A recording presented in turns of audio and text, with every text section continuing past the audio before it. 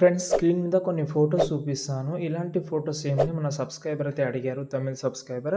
దీన్నే మనం caricature photo editing అయితే అంటారు. అంటే బాడీ మొత్తం సైజ్ చిన్నగా ఉంటది. ఫేస్ మాత్రమే కొంచెం బిగ్ సైజ్‌లో ఉంటది. మాక్సిమం మీకు ఐడియా ఉండొచ్చు. నేను చెప్పాల్సిన అవసరం లేదు. ఓకే. కానీ నేను ఇన్‌స్టాగ్రామ్‌లో ఒక డెమో వీడియో పెట్టాను. చాలామంది దానికి రెస్పాన్స్ అయ్యారు. రెస్పాన్స్ అంటే కొంచెం కామెడీగా చెప్పారు. అది చాలామందికి ఐడియా ఉందో లేదో అని. ఓకే. ఈ ట్యుటోరియల్ కావాలంటే కామెంట్ చేయండి. నేను తొందరగా షార్ట్ అయినా పెడతాను. ఒక డెమో అయితే చేసిన 2 డెమోస్. ఆ డెమోస్ అయితే చూపిస్తాను.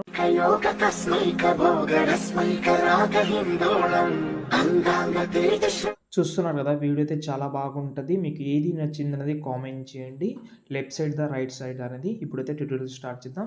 కొన్ని విషయాలు చెప్తాను. అది ముందు చెప్తాను. ఇప్పుడు స్టార్ట్ చేద్దాం. ఇప్పుడైతే నేనైతే అలర్ట్ మోషన్ యాప్ అయితే ఓపెన్ చేసుకున్నాను. చాలా సింపుల్‌గా చెప్తాను. నేను 2 డెమోస్ అయితే ఇచ్చాను మీకు. అందులో మీకు ఇంతకుముందు చెప్పాను స్టార్టింగ్‌లో, అది అర్థం చేసుకుంటారని అనుకుంటాను. అందులో క్యారికేచర్ ఎడిటింగ్ అయితే ఉంటది. అంటే చెప్పాను కదా! ఫేస్ అనేది కొంచెం బిగ్ సైజ్‌లో, బాడీ చిన్న సైజ్‌లో ఉన్న ఫోటో. అది కొంచెం వేరేలాగా అయితే ఉంటది. కొంచెం పెద్ద ప్రాసెస్ అయితే ఉంటది. అందుకోసం ఇందులో అయితే నేను కలపడం లేదు. మాక్సిమం ఎక్కువ కామెంట్ వస్తే డెఫినెట్‌లీ తొందరగా పెట్టేస్తాను. షార్ట్‌లో అయినా పెట్టేస్తాను. ఓకే. రీల్‌లో అయినా, షార్ట్‌లో అయినా పెట్టేస్తాను. కామెంట్ అయితే ఇంపార్టెంట్.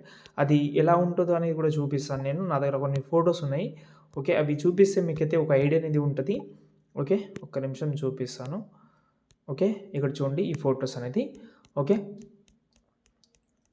ఓకే. ఇలాగైతే ఉంటది. అంటే చెప్పాను కదా! బాడీ ఫేస్ కట్ అనేది కొంచెం పెద్ద సైజ్‌లో అయితే ఉంటది. లేకపోతే ఇవే ఫోటోస్ ఇవ్వమని చెప్తే ఇస్తాను. అందులో హెడ్ కట్ చేసి మీ యొక్క ఫోటోస్ కూడా అటాచ్‌మెంట్ చేయాలి. అలా అటాచ్‌మెంట్ చేసినా కూడా మనకు దానికి కార్టూన్ ఇది రావాలి కదా! పోర్ట్రైట్ ఎఫెక్ట్ రావాలి. కాబట్టి మీరు చెప్పండి. నేను తొందరగా చేసేస్తాను. No doubt. ఓకే. ఇప్పుడు నేనైతే ప్రాజెక్ట్ 1 చూపిస్తాను నేను. ప్రాజెక్ట్ 1ది ఈ బ్యాక్‌గ్రౌండ్ పీఎన్‌జీ గూడా ఇచ్చాను మీకు. అంటే ఆ పీఎన్‌జీ ఎలా ఉంటదో చూపిస్తాను. ఓకే. ఇక్కడ నేను చూపిస్తాను ఒక్క నిమిషం. అందులో మీ యొక్క ఫేస్ కూడా యాడ్ చేసుకోవచ్చు. ఒక ఫోటో అయితే ఇచ్చాను. మిగతాదైతే ఇవ్వలేదు గానీ, ఒకటైతే ఇచ్చాను. చూపిస్తాను ఒక్క నిమిషం. ఓకే. నేను చాలా రోజుల కిందట చేసిన. ఒక 1 మంత్ బ్యాకే చేసిన నేను. కానీ ఇప్పుడు మీకు చూపిస్తున్నా. హెడ్ లేనిది అయితే ఉంటది. మీరు హెడ్ అయితే అటాచ్‌మెంట్ చేసుకోవచ్చు. ఇక్కడ కనిపిస్తలేదు నేను. హెడ్ రిమూవ్ చేసిన దానికి. ఎక్కడుందో ఏందో కనిపిస్తలేదు.